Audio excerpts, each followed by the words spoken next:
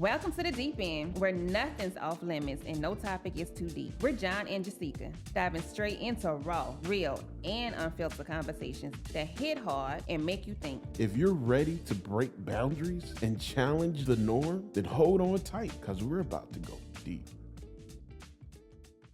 We talk about love all the time, right? Mm-hmm. But I don't know if a lot of people know what it is. Is it an action word? So I think you can be in love. Like being in love and loving is two different things to me. Yeah. Like being in love to me is that emotional component, that feeling. And right. I think that that's something that like we fall in and out of.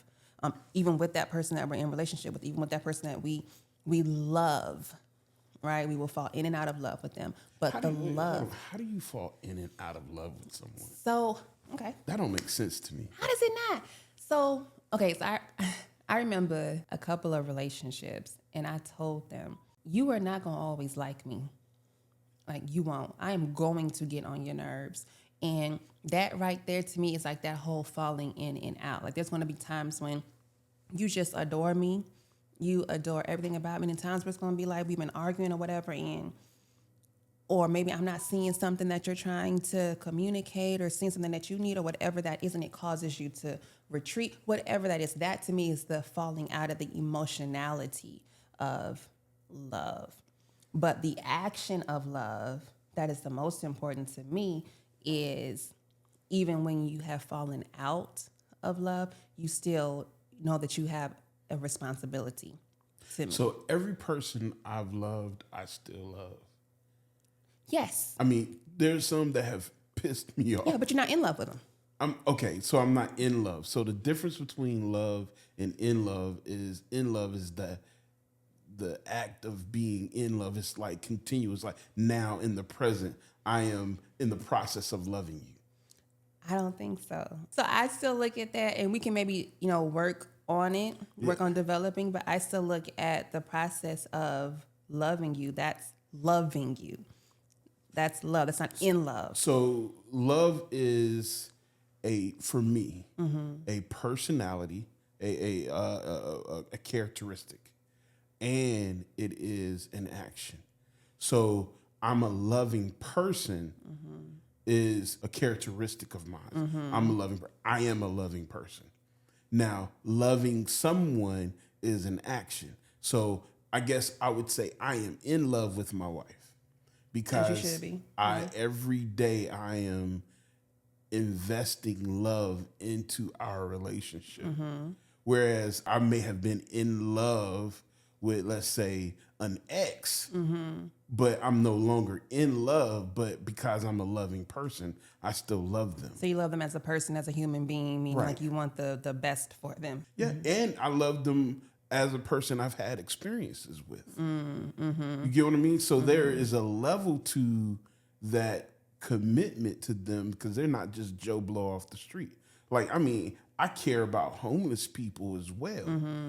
As a loving person, if I saw someone begging me for $1, I would give it to them. So with you saying a loving person, like, does that mean that you can't, or just human being, not just you as general. Right. You can't love someone without just being a loving person? Ooh, I don't know. I think how can you love someone if you don't have love in you? If you're not a loving person. Like I've met people who don't seem like they have a loving spirit. Now they can mimic love when they want something. They can be very manipulative. I've seen narcissistic people act like they love you when they really don't.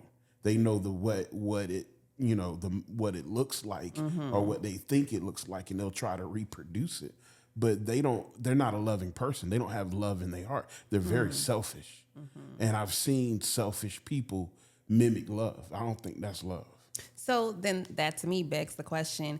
So, because I believe, and I'm sorry, I'm not asking the question right now, but I believe that, like, listening to what you just said about them being a selfish person, does selfishness negate being a loving person? Very much so. I don't think so. Well, so, okay. There's a difference between being responsible for yourself and for others in your environment and being selfish. So when I'm thinking of selfish, I'm thinking of someone who is in that lower level of maturity. So Freud put it like this. He says we have our id, ego, superego. Our id, those who work out of their id. I want what I want when I want it. That's me You know, all day. yeah, that area is a very selfish area. You can say it. It's cool. Yeah. That's me. But it's a selfish area. Now, granted, we need it because as a kid doesn't know how to articulate what they need, and it's a survival instinct. Protect myself. So if they're hungry, they don't care if you haven't slept. They hungry, or if they're wet, or if they whatever. All they know is to get what they want by crying or doing whatever. But we shouldn't stay there in that position for too long. Agree. We need to move through to our ego, and our ego still can be selfish, but at least it understands the rules to the game. It's like, okay, if I just completely look out for myself, ain't nobody gonna love me. Right. So at least let me, invest in someone, hoping I get something back. Okay. So then that right there, right? That motivation. So is it that we love to be loved, or we love to get love? We just don't love? We see the value in it. I see the value in having someone being in love with me. Because if someone's in love with me, then they will do things for me. They will look out for me. They have my best interest in mind. They will share their time. They will invest in me. And that's why some people will get in relationships and suck their partner dry, because that's what they wanted, was someone to provide something for them without returning anything back. So is that, I don't know, I'm having difficulty with that. Like we love to get something back. Like that feels manipulative. Very much so. Like, But it's the I truth. think we just love. I think we want, but we don't do it to get something. You want something back. You Let's be want honest. something. You want something yes, back. yeah. But I think that what we want back is like it's just supposed to happen. But like if I love you and I'm showing you that I love you, I'm not doing that because I'm trying to motivate you or coerce you into doing something for me. I'm just doing it. But That's if just I who I don't do am. nothing for you and I just accept your love without returning it, what happens then? Then perhaps I may have to make different decisions. Why? If love's supposed to be just pure and it doesn't worry about what it gets, it's only about what it gives, why would you have to make different decisions on someone that won't return what you're giving them? Why can't you just give them and not worry about the return? Because, okay, so I think also nuance. It depends on the situation, the relationship. So like if it is a romantic relationship, that's obviously supposed to be something that's reciprocal. Right. So I am loving you. You're also loving me though. Yep. And so I don't think that we are necessarily, again, still standing on that, loving to get something in return. We're just both loving. So if I'm loving you and you're loving me, then it's not that I'm doing But it to that's get a something. characteristic. See, that is different than the act of loving. So if I want to find someone who is as loving as me, I need to find someone with the characteristics of love. I need to know that they have that character, Characteristics the loving character. But but when I'm in a relationship, I'm expecting someone to be loving towards me as I'm loving towards them. Now, I don't expect, if I'm doing some volunteer work or helping the homeless, I don't expect them to be loving back to me. They could be as mean and ornery as they want to. I'm still going to show them love. But if I'm in a committed relationship with you, it is established that we build each other up. And you can't build someone without actively loving them. I hear that, but I feel like I hear that we're saying the same thing though. So like what you just said about the homeless person is you're just going to love, or you're just going to give, you're just going to sacrifice, contribute, whatever that is, and you don't expect anything in return. With the relationship, however, I think we still don't necessarily expect anything in return from our love. We just expect that person to love us. Here's the thing, though. If you get into a relationship with someone who doesn't have that love ability, doesn't have that character, you're gonna find it difficult. It's not gonna be genuine. You're gonna find it. They're gonna have a hard time being consistent in loving you. How many relationships do people get in, and they start off great, but then over time things change, and the reason they change is because it wasn't genuine. It wasn't this person's character to be loving. Matter of fact, it required work for them to be loving to you. And see, and I hear that a little bit differently. So I hear that it was not probably in that person's character to love you that way, that they started off loving you. Right. But not that it wasn't in them to love. So you're going into a different area. So now you're talking about the different types of love that's out there, the way we love. Some Okay. people love with physical touch. Some people love with words of affirmation. You know, some people love differently. Those that are loving all possess, genuinely loving, let me say that, possess a loving character. You can't be loving, genuinely loving. Now, I'm not talking about where you're forcing something because Right. you're expecting something in return only. You're only operating out of that ego. I know that if I do this, I should expect this. But you're operating out of that super ego, which I'm going to do what's best for this person in my environment because I know that this person will do the same. That's tough. Okay. The reason it's tough for me, how I show you that I care about you is by getting in your ass. That's me. You know, like I'm going to tell you where you messing up, where you need to do better. And it's going to feel, I should say, aggressive. It's going to feel hardcore. It may even feel to some people like I don't care, but that is how I show that I love you and I care because I want you to be better. I see that you can do better and I'm going to force you to do that. Okay. But being in a relationship with someone one time where he said that he had a problem with me, we were having a conversation and he was like, yeah, I would have a problem with you essentially stomping over my rights, Right. even if it was in my best interest. Right. And I told him, oh, I would do that any given second of every day. So here's the problem, because in loving someone, you would hear that and you would make adjustments. No. See, because you are stuck on what you believe in. No, that's not true. That's not true. So this person was facing like some serious health issues, right? And I knew that where he was at that time when he was sharing with me, yeah, I wouldn't, if something happens to me, just going ahead and pull the plug, just let me die. I knew that was just an emotional response. Okay. That wasn't real. And so for me, I'm like, absolutely not. I know you want to be here for your kids. I know you want to be here for your family. So I'm not going to just do that. No, I'm going to stomp on your rights. Stomp over what you say that you want because I love you.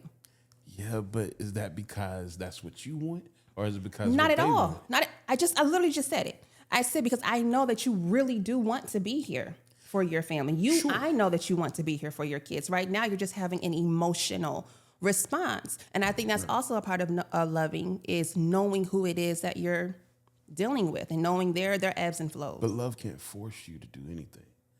Love can't force you. It's not love if you force someone to do anything. Love, it has respect. Where do we get to the forcing in what I just said? So you're saying I'm going to stomp all over your rights In that particular scenario. in that particular scenario? Yeah. That's force. How is it force? If you're saying I'm going to make something happen because I know in the long run you want it to happen. No, not because I know in the long run. I know because of other conversations that we have had, because I know you, that when you are in, like I said, these emotional spaces, you say things that you actually don't mean. So why would I listen to that moment? And I know what you're saying. You feel like you're loving that person. You're like, I'm showing you love because I'm showing you I'm 10 toes down. I'm ready to go to war. I'm ready to battle with you. And I know that feels loving. But you got to ask your motivation. Is that for you or is that for him? So you keep coming to that. And I'm like, how do you keep coming to that when I'm telling you that it's for the person because I know them? So in that moment, they may not need you to say, I'm going to stomp all over your rights. Maybe what they need in that moment is you being able to say, okay, why are you feeling this way right now? That to me is a separate conversation. No, it's the same conversation. How? Because see, when you're talking about actively loving someone, you're talking about being more, what's the word? Not understanding, but you empathize. Empathetic. You're being empathetic. And so a lot of times people will say something surface, but mean something deep, right? And if I'm truly loving you, I'm able to see you from your perspective. Now, so this is the problem going back to the love languages, right? So I want to love you the way I love. So I want to love you with physical touch. But you may want words of affirmation. But I want to love you with physical touch because that's how I love. Right. That is selfish. I can That see isn't that. real love. Yeah, but so I feel like we're still talking around it. I feel like we're still not addressing what it is that I'm actually asking. Okay, so if you're saying that me not, I guess, loving this person in a way that they want to be loved, just letting them die when I know that's not really what they want. Nobody's saying letting them die. I'm just saying in that particular scenario, because not letting him die would be stomping over the rights. You're focusing on, you know him enough. See, so you do have love for this person because you know them enough to know that they don't want to die. So you don't even have to focus on that. That's not even the issue. Sometimes people say things for shock value because subconsciously, internally, something else is going on. Agree. Right? And so if I love you, if I know you, and you come and you say something that's not true to you, that automatically, especially if I'm empathizing with you, is automatically telling me, okay, there's something going on here we need to explore. Let me take the time to unlift this cover. I'll give you a good example. So I know I'm a big guy. And my brother came to me one day and he was like, I'm worried about you. You know, and this was kind of out of character for him. Just, you know, I'm worried about you. And I said, yeah, why are you worried about me? He's like, you know, I want your health to be in line or whatever like that. And so I was like, you know what? Man, thank you. Like at first I'm like, okay, he's empathizing with me. That's what I'm thinking. You're empathizing with me. And I felt that love for a moment. And I'm like, okay, all right, yeah. So let me open up. What can we do about it? And he was like, well, you need to block. And he just rambled off a list of things I need to do. And then it hit me. I'm like, okay, this is something he needs for himself. He needed to say this for him. He's not doing this for me. He's doing it for himself.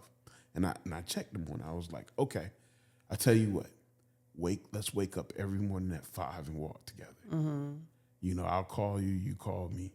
Let's hold each other accountable. Because if you really love me, you're really this concerned, you know, then you will invest in me. I've had people who hate me show me more love than people who say they love me. It's sometimes easier for people who don't know you. I've had people who hate me, invest more in me, see me internally, way better than people who say they love me. It's easier. Right. So, yeah. Right. And that's what I'm saying. So a lot of times people think I'm loving you when in actuality you're feeding yourself. I can hear that for some instances. For some. Okay. Still don't hear that for the example that I gave you. Not at all. But okay, you do. Hey, we can beg to differ. And I'm not saying that makes you a bad person. Oh, not at all. No. That probably makes you a really great person because you instinctively, so we all have our own instinctive gifts. You instinctively are a protector. You know what I mean? Like, no, anyone mess with your nest. Right. It's a wrap. They getting stomped on. Yeah. Some people love that, would love that ability. I would love to have that ability. Like, I will. Don't get me wrong. You mess with my nest. Absolutely, yeah. You're gonna see something in me. I know there's something in me. Switch. There's a switch in me. There is. People who know me know there's a switch there. But outside of that, like on a daily basis, That ain't me. That's not my personality. That's not who I am. And I'm not even saying that you're not a loving person. I just think that if we want to get to a higher level of love, we have to learn to be able to see them from their perspective.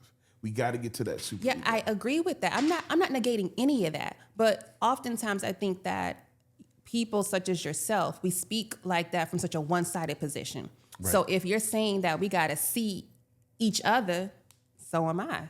So even in the illustration of that ex in me, where you're saying, well, yeah, that wasn't loving him, perhaps, I could also be saying, well, he wasn't seeing that this is how I love, perhaps. For so sure. I mean, I think it goes For both sure. ways. Yeah. We have a whole bunch of people out here that don't know how to love. That's why our world is just screwed up as I it didn't is. say it was about didn't know how to love. Let's call a spade a spade. No, I we don't know how to disagree with love. that. We don't know how to love. Not true. We don't know how to love. Not true. I think know we how to all have different temperaments. We have different characteristics, behavior patterns, trauma. We have so many different experiences that cause us to love the way that we love. And oftentimes it's just misconstrued and misunderstood by other people. That does not mean that I do not know how to love. We don't know how to love. BS.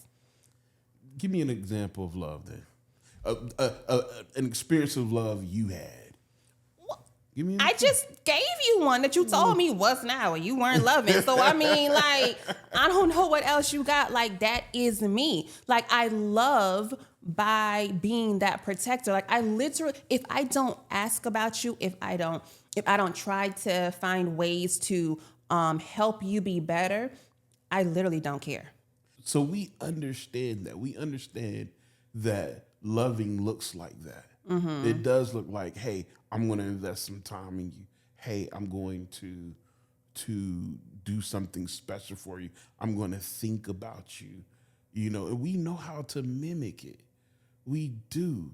But to genuinely have it, I've met very few people, and I'm even talking about myself, like, I know what love should look like, and I can mimic it with the best of us. I can make it almost So feel then, genuine. what should it look like? But I don't know if I'm even that loving.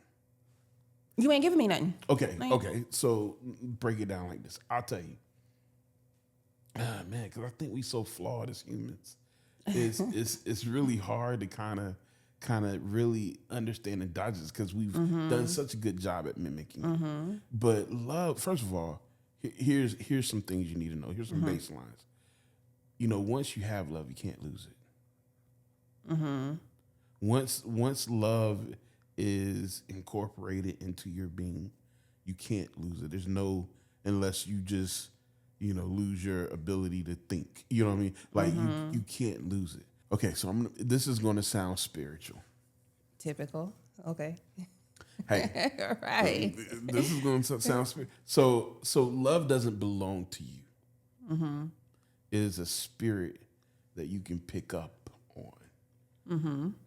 So there's a lot of spirits out there, right? There's an angry spirit. There's a loving spirit.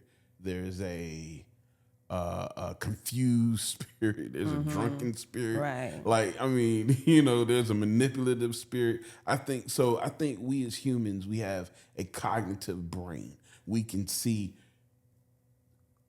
data. Like our brain sees data, and then it can interpret the data emotionally with our emotions. And that right there is how we perceive the world, through data and emotions. And those emotions color that data in. However, I think that there are influences that motivates our emotional and how we perceive the data. Those I would say are spirits. Where they come from, I don't know. And I know this isn't scientific, but where that comes from, I don't know. But nobody can disagree with me on this. I guarantee no one's going to be like, make it make sense. Because for a long time, psychology didn't know how to help people understand what a personality was. Right. Because you can't see it. Right. You can't touch it. They had to study it.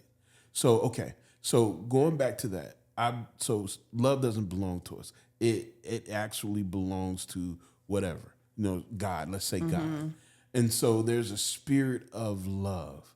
Now, sometimes we will tap into that spirit temporarily or for a moment, and we'll come in and out of it. We'll be like, okay, I can be loving today and I can be hateful tomorrow. But once you truly make love, that spirit, a part of your DNA, part of who your character is, you no longer tap out. can lose it. You can no longer, and it doesn't just apply to people you like. I hear you. It don't apply to people you like. It applies to everyone. If you truly have a loving spirit, if you truly incorporated love into your life, it doesn't matter who's in front of you. Okay, so give me a practical illustration of what it is that you're describing. Okay. Like, what would that look like? I saw a woman one time. This young guy, he didn't mean to do it, but this young guy killed her son. And somehow the woman ended up visiting the guy in jail Oh, absolutely not. and having conversations with him. When he got out, she brought him I into wish her. I would. See what I mean? See, to me, that is love. That's some bullshit. That comes from a different No. perspective. I hear you. I hear you. And I can respect your position, and I have been around enough people that I think I typically categorize as just heavily religious people who share that. Right.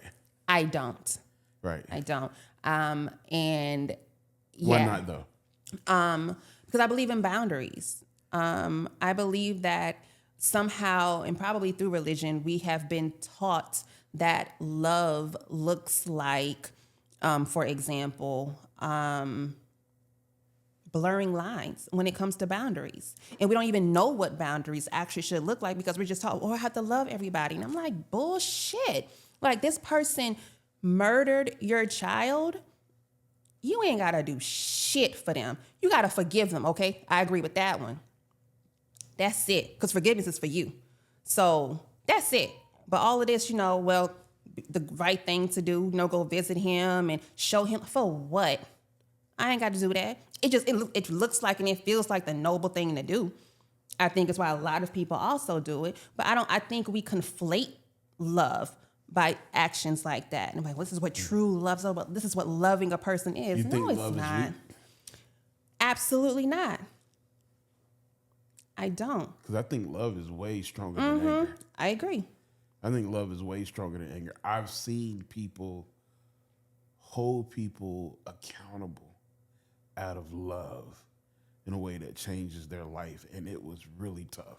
Tough love does exist. How are we going to say tough love does exist, but then in the illustration that I just gave you a moment ago about my ex and me, that was definitely tough love, but you was going all like, no, that's not love. And I'm like, I'm going to need you to make it make sense. Like, we can't have all the struggles here. Like, yeah. So, okay. So for you, tough love is what? So what Saying I started what I- off say describing. what I wanna say. No, not saying what I want to say. Oh my God, absolutely not. I would hurt everybody. No, that's not my aim. Tough love to me is being willing to have those tough conversations with you that you may not be emotionally ready to confront, but seeing that you need to in this moment and not being afraid to go there. Tough love could look like, and this could be debatable for some who have maybe like adult children, like if their children are still living with them or something like that, but they aren't being productive citizens or whatever. Tough love may look like, you gotta leave my house. I have to force you to grow up. That's tough love, where I think the emotionality of love or the more softer, weaker love would be just allowing that child to stay with you and never grow up. So those are just a couple of examples of what tough love looks like to me. So yeah, and once again, yes, I hear what you're saying. Mm-hmm. I think the component that I'm seeing that I'm adding to that is you got to understand that when I'm doing something, even if I'm doing it tough, I'm doing it from a place of empathy. I see you. So I can only give examples of what I'm talking about. So I used to know this guy's name was Haskell. And when he worked with these students that we were working with, he did the work study. So they had to work. And you'll get these kids out that come from these very privileged homes who never raked the yard before. And Must so be nice. Haskell's one of these people that he would not give you an inch. Now he empathized with you. He was like, hey, I understand that I ain't gonna pick on you because you can't pick up a rake. I can show you how to do it, but I'm not gonna let you get out of doing it. Like, you're gonna do it. We're gonna, I don't care. And I've seen him 2:00 in the morning still raking with the kid. Wow. Like, still out there with him, like, hey, if you gotta be out here, I'll be out here. But we're not going in until this is done. And so, yes, was he tough on that kid? Sure. But he was with him every step of the way. He was understanding what he was coming from. And then when done, was able to say to him, hey, I know you're not used to this, but I know you need this. You're going to have to trust me while we go through this process, and then do it again the next day. Like, it required that. Even tough love requires an investment. Agree. Yeah. Like, my daughter, when she was in high school, suffered her first heartbreak.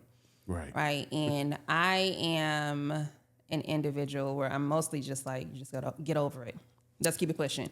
And that's how I really wanted to approach her. Like, I was so irritated by seeing her mope around the house and anything just make her cry and stuff. Yeah. But I knew that she was actually going through something devastating to her. I knew that 16-year-old love don't count. Who cares? Right. But for her, where she was, very, very, very real and very, very heavy.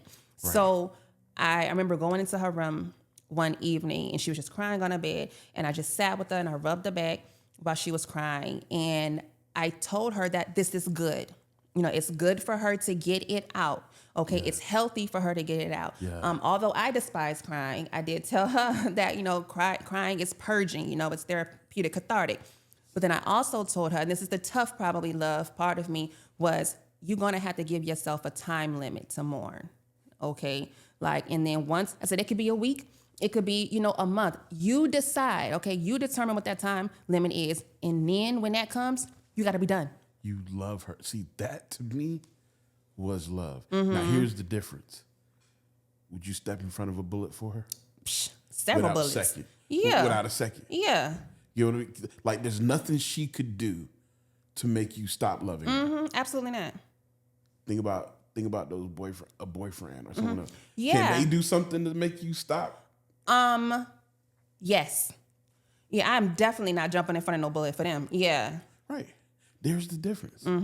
There's a difference. So one to me, and like I'm going to say, one to me is a mimic of love, because I know what love should look like. So I'm going to mimic it. No. And one is genuine. That's not true. One That's is not true. genuine. I do believe that they were both genuine, but it's because that they look different because of the type of relationship that it is. One is my child. Okay, so she is going to always be connected to me. I am responsible for her.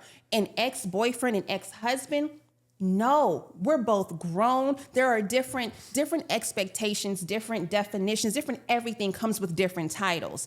And even when it comes to we all loving these different titles, because they are different titles, there's going to be different boundaries. Like, once again, like you're not going to get the same type of love that I'm going to show my daughter. That does not mean that I love you any less. That does not mean that I'm mimicking love with you. Yo, it's just a different type. I need those that are listening to weigh in on this. I want to know what you guys feel, because in my opinion, to me, that is two types of love. One's not real, one is. It's not real. It's not genuine. It's coming from a place of, I don't know what to say. So you jumping in front of a bullet for your ex? No, but I would for my wife. Then that is my point. But I'm not saying I'm not the epitome of love. But you don't always talk about something. But I love them. But it's that one is real love, the other one is not. But you also said that you genuinely loved those exes, that ex, however many it was. But you will not. You will not jump in front of a bullet. I answered it too. I probably would jump in a bullet. You crazy as hell. But there's people I wouldn't jump a bullet for. I'm going to need you to not say that you would jump in front of a bullet for that ex. No, because there needs to be some distinction, some differentiation between her and your wife. But I'm a loving person. Like, I will try to find the good in someone. I'm looking for the good all the time. I'm looking for You it. are my child, Lord. I know, man. Y'all get- and it because of the world we live in, people try to take advantage of Absolutely. it. And so I have to force myself to turn it off. I have to protect myself because of the world we're in. I have to protect myself for sure. But yeah, I mean, I will protect people. There's been times, literally, I've put myself in harm's way to protect other people. That's just who I am. I disagree. Okay, and I'm sorry. I believe that it is who you are, but I believe that like way somewhere down below the surface, you are conditioned to respond that way because you're trying to get something out of it. That's what I believe. I don't believe it's really who you are. I feel though. like it's an obligation. Because I've been in situations, I'm telling you, and it's not like I'm looking for someone to give me a set of I don't think it's applause. conscious. It's not conscious, but I can feel like if you heard a shot in here, you may feel, let me find this place to hide. I'm the one that's gonna be like everybody probably, in here. Yeah, I'm assuming. Okay, I'm assuming. No, you good. But I'm gonna go ahead and take, in my mind, I gotta take the lead. I gotta figure out where everybody needs to be, what we need to do to make sure that we're secure. You know, are we okay? And then I'm gonna think, is everybody else in here secure? And so I may not run out, but I will get on the phone and start calling people, Right. calling the owner, calling whoever, saying, hey, we need to make sure everybody's okay. Because to me, I don't know, it's an obligation. I feel like it's an obligation. I can't help it. It would be an obligation. I would have to figure it out. And I would hate it but see, I know me because I've been in situations of danger and I know how I respond. I don't even feel like that right now. Like I don't feel like I'm the strongest, hardest dude around. But I've been in enough situations personally to know that there's a switch that I kick in, and I've done put myself in some stupid positions. And then, so what I actually hear from that are just maybe some fundamental differences between men and women. So like, you know, of course we live in this world where it's whatever, but men and women are totally wired differently. Okay. Right. And then I believe that traditionally speaking, men, you all are supposed to be the protectors, and you all are the protectors. True. And I think that it's a part of your natural God-given wiring. And so you are going to approach situations and assess situations exactly how you just described it, where traditionally, typically, women, we are going to be the ones provided for. So we're going to be seeking, you know, and expecting for you all to cover us. Right. We can hide. Right. You know? But there's some weak men out there, though. Oh, absolutely. There's some men that will run quicker than you could imagine when it comes to something like that. But I think with us even tapping into that, though, and then we talk about like what is love, how we love, and all of that, I think we have to, we would be stupid to not address how men and women view love and how we love differently. And oftentimes, especially with women, we tend to expect our man to give us, I would say, a more feminine type of love. And that's the only one that we can typically identify. And when they don't, we have an issue with it. So let me ask a question there, because I think this is important too. So over the years, I've had this thought process when I was younger. Oh, I'm supposed to be nice and you can't never hurt a woman. You know, like verbally, you can't say anything that's going to make them, you know, do I look good in this? Of course. Right. Doing everything. You know, everything is great. You Yeah. can't do nothing wrong. But in my older years, I feel like that does a disservice. That's not loving.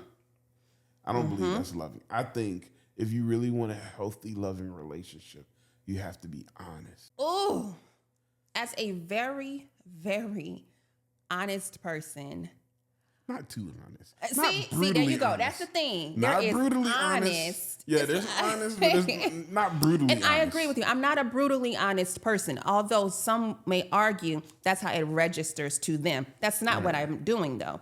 As an honest person, and I stand on that principle that love is being honest with the person. Right. I've learned that people really don't want honesty. They don't. I believe that we're supposed to want it. We don't want it. So, okay, and I agree with you. I understand how you're seeing that, but I also think people gravitate towards honesty.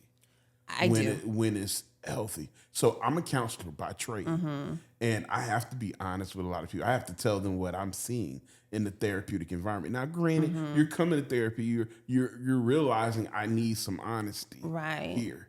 So I've seen people, when it is positioned right, when it is communicated well, thrive for that honesty.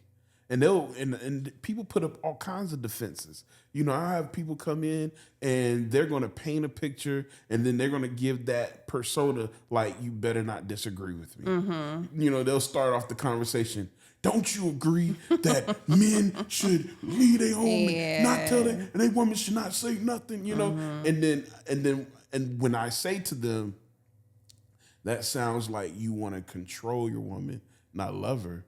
And is that what love really is, or something like that? Then you see them, man, I'm so glad you was able to say that. I didn't realize that I was doing, now all of a sudden they recognize what they were doing. But you have to speak truth to them. They're waiting for someone to stand up to them. I agree with speak that. Truth. I agree. And I find that a lot of times with people, they love truth when, first of all, when it makes sense. Yes. It has to make sense. Well, Because some people don't know how to articulate their frustration. I'll give you a good example. So one day, me and my wife were headed out date night, and my mom was watching the kids, and my mom had just got home, and we were heading out, like we were crossing paths. So she had already got in, and then midway to the car, because we were in a rush, I was like, man, I didn't really check in with her. And I don't know if she knows we're going for real. So I was like, let me go back and check in. I said, hey, hon, get in the car. I'll be right back. And when I turned around, she didn't really hear what I was saying. When I turned around, she beeped the horn at me. Bump, bump, bump, bump. Now that made me feel some kind of way. As a man, I felt like something boiled up inside me. yeah. But I couldn't say nothing that moment. I need to Right. process it. So I just stuck my finger up, hold on, and I walked in the house. It wasn't mad. I didn't flick her off. I know, I but just I'm hold just my kind finger. I of was like, just hold up. I walked in the garage. I told my mom, I said, hey, just letting you know we're leaving. The kids are here. If you need us, here's what time we'll be back. Everything was great. Get back to the garage, get into the car. My wife is frustrated. She's like, we're going to be late. And I was like, honey, calmly, I said, honey, listen, before I even tell you what I was doing, you didn't know what I was doing. And you beeping your horn at me made me feel like you were trying to rush me or fuss at me or fight at me. It made me feel some kind of way. And I don't like feeling that way. You don't ever have to blow your horn at me like that unless my life is in danger. I'd prefer you not. I'd prefer you wait, because whatever it is, if it's not life or death, it can wait, and we can talk about it in the car. Then you losing your cool and blowing at me. And then I explained to her what I was doing, and she was like, oh, I didn't even think about that because I was in a rush to get to where we were going. And I'm like, you have to trust that I have your best interest in mind. I want to have fun too. But if I'm not, it's because something is going on. You got to give me enough benefit of doubt to wait and hear what I have to say before you just jump off the handle. That was a tough conversation because I had to have a tough conversation with my wife. That turned out well. She understood because I didn't come off, I didn't return the same energy that she returned, but I was stern. I'm like, please do not do that again to me. And see, and I'm a person where, to me, your energy don't really make a difference with me. So, like, I am a rah-rah type of person. Yeah. You can be a rah-rah type of person with Right. me as long as you're making sense. Yeah. Like, if you, using the illustrations you just gave me, if you had gotten back in the car, and it was me, and you were like, man, what were you doing? Matching my energy. And we're now going back at it, but we're still having that same conversation. We were like, well, I was trying to see about the kids and make sure my mom was good. Oh, okay. All right, cool. For you. But what you can't do is be like having that same energy and being like, man, I can't stand this shit. You gotta always. Oh, because now we finna fight. Right. Okay. And how quick can it Yeah. turn from Like, just let me know what's an good. argument to a fight? Right. So that's why I'm careful. And you're a rare breed. I'm so tired of hearing it. I'm so You're- tired. but it is I'm true. tired. You're rare because majority of us, we can't stay in that high level Right. without.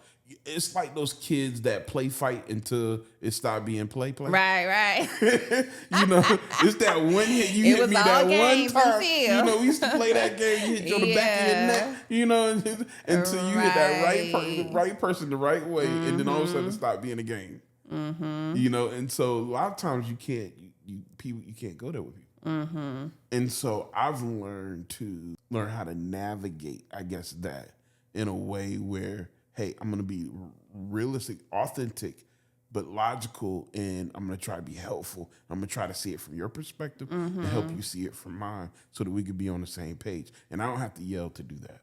And I think that's good that you don't have to. But why do you think that a lot of people cannot yell or cannot be heightened and still get their message across, like what you just said? Because they're uncomfortable. They're uncomfortable with what? Anxiety. They're uncomfortable with dealing with conflict. Okay. A lot of people don't like conflict. Even some of those people that yell all the time, they don't like conflict. They're uncomfortable with conflict. A lot of times, you ever seen a person get into a fight? Before they get into a fight, they yip yapping and yelling and talking, jumping. Oh my like, gosh, man, yes. I'm gonna beat you senseless. Right. You better Just- not mess just with do me. it. You Shut know, up. That's anxiety.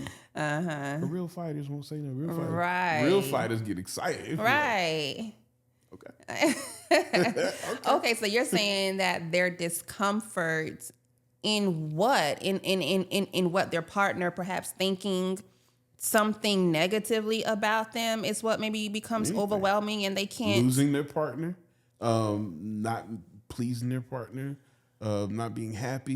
You know, a lot of different things. How many times have you not said something because you're like, I need to say this, but I know it's going to be interpreted the wrong way. Oh my God. So, too many times to count. Right. Yeah. Because you were like, man, I don't want to mess this relationship over this. Am I going to die on this hill? You don't have to not say anything. You should say something, but you got to learn how to say it where it can be received. I agree with that. And I'm not trying to go off on a tangent, but since we here though, with this whole like agreeing or knowing how to say it so that it can be received, I definitely struggle with that. But I have learned, along my years, how to deliver better. I haven't mastered it, but I know how to deliver it better. But then in those moments where even it was delivered the best way that I could do, a fight still ensued. And I think that had more to do with the other person and very little to do with, well, you didn't say it right. No. It wasn't that. I think oftentimes, like what you just said, people's feelings, projections, insecurities, anxieties get in the way of hearing even that most eloquently put message, And so that's when, like, still tying it into love, it's oftentimes spoken about one-sided. Like it's only one person doing all the work. But you got to learn how to talk. You got to learn how to speak to their listening. You got to. Well, and I try to tell my girls this. You are a diamond. You don't want to put yourself in the hands of someone who can't respect what you are. If you put your hand in someone that don't understand the value of a diamond, then they're going to treat it in your kind of way. A lot of the work in the loving connection should be done before the relationship even begins. By the time the relationship begins, okay, great. So I have this 3-ring, I call it the 3-ring circus of love. You and your titles, okay. Hey, I'm telling you, I got a whole bunch of these. But in every ring, before someone can advance to the inner ring of the next ring, they have to demonstrate certain abilities. So in the first ring, I call it authenticity. I need to be able to be my authentic self. I need you to be able to accept me for who I am before you can get out of this ring of relationship. So, and there's privileges per ring. So in the first ring, we're not holding hands. We're not kissing. We're not, we're not having intimacy. We're friends. Now, we may get out of that once you can demonstrate that you can handle my authentic self, because we always put on a mask when we meet Always, people. yeah. You know, I always tell you my hard days. Right, your can't go ahead and yeah. Right. So we always put on a face. Yeah. But you need someone to see you for who you really are. So that's my first ring, is my authenticity ring. The second is my love ring. So in the love ring, you need to be able to speak my love language, right? And that comes with privileges. If you can speak my love language, yeah, you get the holding the hands. You get me thinking about building our future. You think about whatever goes into that, right?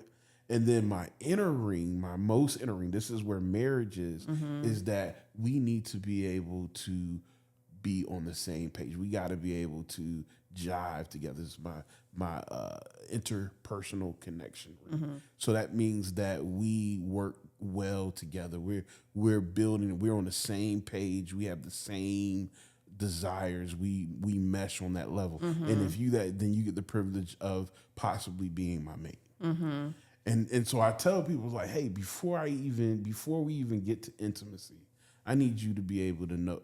I need to know you can accept me. Right. And we don't do that.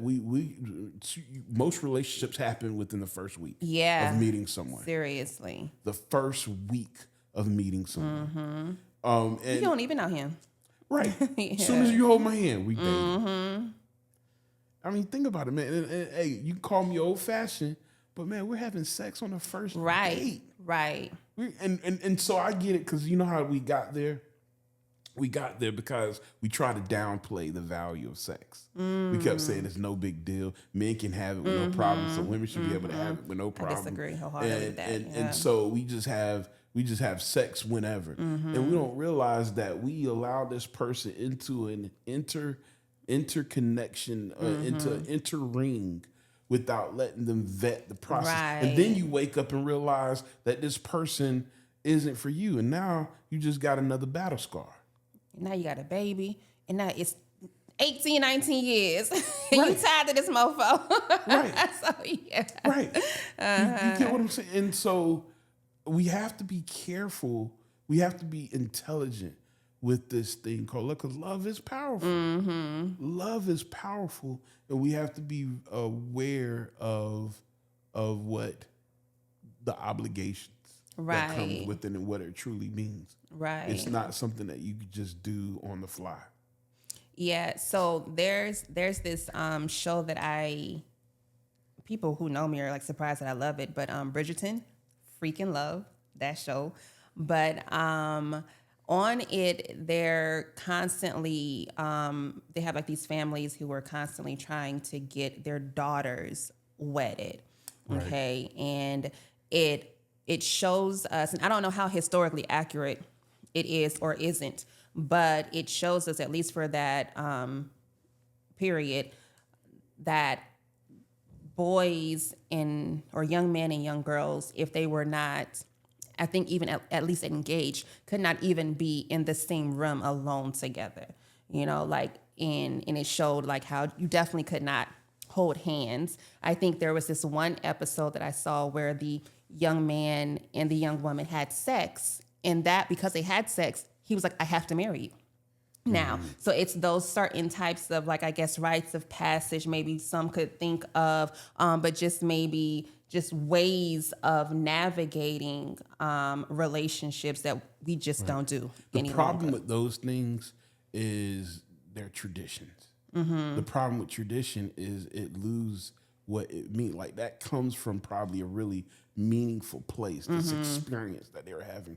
But I guarantee you, nobody knows why. Nobody. It's like that story about the mom. Daughter came up to the mom and was like, you took this chicken, you cut the best parts. Why are you cutting parts off the chicken and throwing it away and then putting it in the pan and cooking it? She was like, well, that's what my mom does. So the little girl went to her grandmother. She said, why do you, when you bake chicken, you cut these parts off, throw them away, and then you bake the rest of it? She's like, because that's what my mom does. And then she went to, lucky her great grandmother was alive. She went to her great grandmother. She said, "Mommy and Grandma, when they cut chicken, they cut this part off and then bake the chicken. Why do you do that?" And she laughed. She was like, "Well, see, back in my day, we didn't have pans that were big and our stoves were little. So the only way we could fit a whole chicken in there was to cut it down. And this is how we would cook it." And and so because of tradition, this is how these young ladies, this is how these parents cooked over time, over tradition, and didn't know why they were doing it. And I think traditions kind of play that same role. Yeah. Even with these, we're going to, pick your wife for you, arrange marriage. Right. We're Yeah. gonna pick your wife for you. I ain't for that. And we're not gonna hold hands. A lot of people don't know why. The parents say you shouldn't have sex before marriage. No, well, why not? That's true. We just tell our kids, don't do it. We don't know because my mama told me. My mama told me. Or the Bible told me. Oh, they good for that one, black folks. The Bible. Yeah. The Bible told me. But they don't understand. They can't articulate Right. why that is so important. And so because of that, we become curious. And we're like, well, shoot. I'm going to do it anyway. Right. Let's see what's going to happen. You ain't telling me, you don't want to get pregnant. Well, I can wear a condom. Yeah. Like, they're not telling you the emotional aspect And that spiritual, comes really. along. Yeah. And the spiritual that comes along with that when you are having sex with multiple partners. So, yeah. We have to remember and educate, and we got to understand, we got to make it make sense why these things are so important. Right. Do men and women love differently? Now, before you jump into that, what I want from you is the woman's perspective of love, and I'll give you the man's perspective. But do men and women love differently, and what does that look like? Yeah, so I 100% believe that we love differently. I believe that a woman's love is definitely more emotional in nature. It is intuitive also in nature. I believe that women provide through their love a type of covering of their partner and children in an intuitive way that a man does not naturally have. So I think men love from what they do. So for me, love is in my actions. I know I will walk around feeling like I love you by what I've done. So if I bought you gifts, or if I paid the bills, or if I noticed your outfit, if I bought you an outfit, for me, then that demonstrates I am in love with you. If I invest my money, if I allow you to have access to certain things, to me, that is I love you. Now, the problem with that is if I don't see you happy, then I feel like all my investment was not. So I'd rather see you happy than you say I love you. Wow, we need to explore that. Yeah, I would rather see you happy with a smile. I would rather see you confident and walking around like, the world is perfect and you're completely safe than to hear, "Oh, I love you, babe." And I think that also speaks to the differences between men and women and how we love, because you may be believing that you are providing all of the love according to a man that you need to provide. You're providing provisions, protection, security. Right. According to you. But to us, there could be something still missing that causes us to not walk around happy and excited. And then that's just causing you to feel like, well, what's going on? I ain't even, am I not loving her? And then here goes, we're going like this, arguments and stuff. So I think we definitely need to explore how that manifests those differences. So, all right, guys, tag us, get into the chats, put your 2 cents in. I want to hear from you. Do men, women love differently? What experiences of love you experience? And we'll respond, because I think this conversation is so important. The reason we even do this podcast is because we need to talk about these things so that we can get better at it. Look forward to seeing your comments. You can hit us on Instagram, Facebook, YouTube, TikTok. We're on all the platforms. Find us, share us, and we're out.